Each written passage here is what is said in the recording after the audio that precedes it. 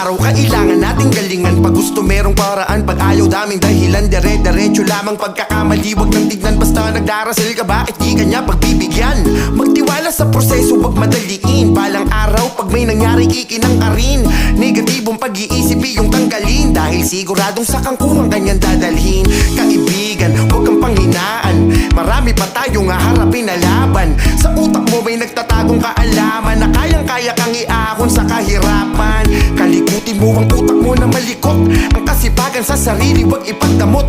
Hawak mo ang lunas, nasa iyo lang ang gamot, upang makagalaw ka at pangarap mo ay maabot. Walang imposible pag ika'y gumagalaw, sigurado na pangarap ay matatanaw.